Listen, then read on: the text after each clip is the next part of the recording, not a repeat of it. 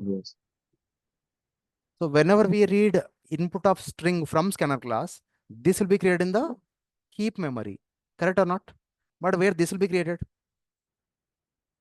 SCP only.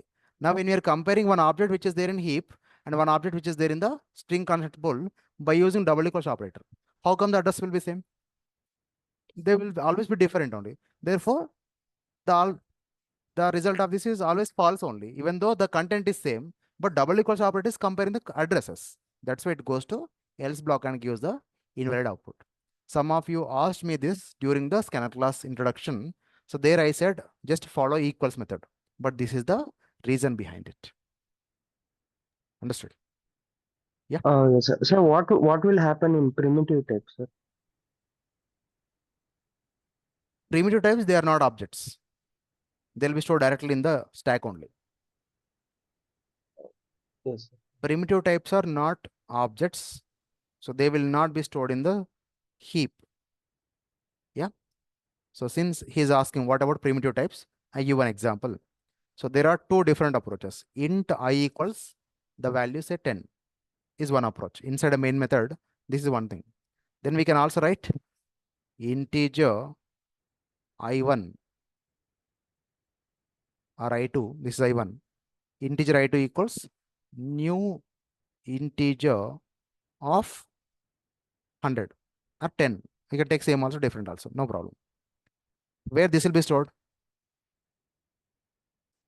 This will be stored directly in a stack with value, but this will be stored in heap.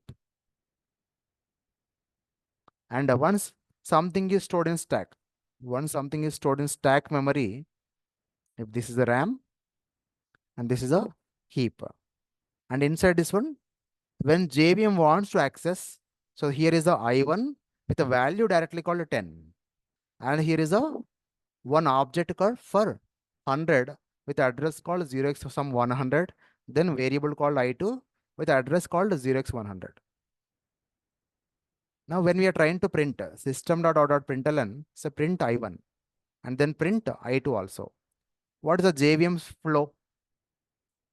If you want to access first one, JVM comes to stack and JVM picks the value and generates the output here itself called 10 is output. Correct or not? But when it comes to accessing this I2, system.out.println, so print I2, what's the process? JVM comes to stack, then address goes to that address, then gets the value, and then prints the output as 100. Correct or not? Then which is delayed process, which is the first? I1 is faster because it's a primitive approach, but I2 is a object approach. Understood? This is a possibility of declaring integer values also, but in terms of object. But here is a primitive. So because of all these primitives, like the values are directly available for the JVM to access from the stack only. No need to go to different memory locations from stack to heap to stack to some SCP and all. That's why primitives are faster always in terms of execution compared to the object types like a string. Understood?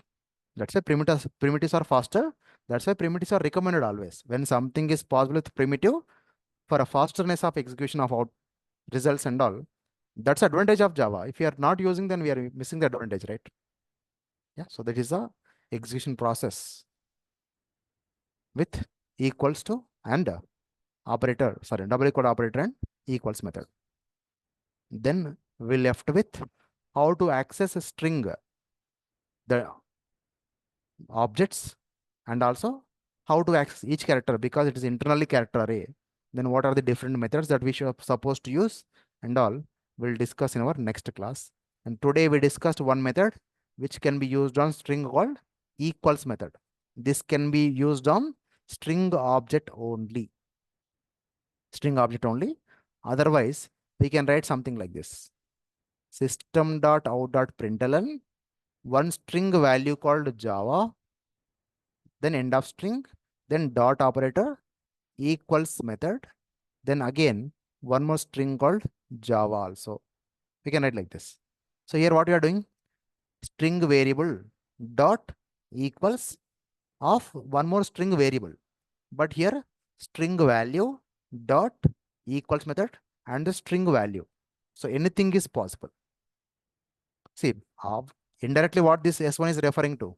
Java only, no? That's what I'm writing directly instead of S1. And what this S4 is referring to? Java only. That's what I'm writing directly. We can use a variable approach or we can use a value approach, but on strings only, it's possible. Yeah, so that's about the first method on strings called equals. So then for accessing this also, we need to know the methods. There are some methods are there. We can't access by using the index number directly like this. Like arrays, it's not possible. So how it is possible and all, we'll discuss in our next class.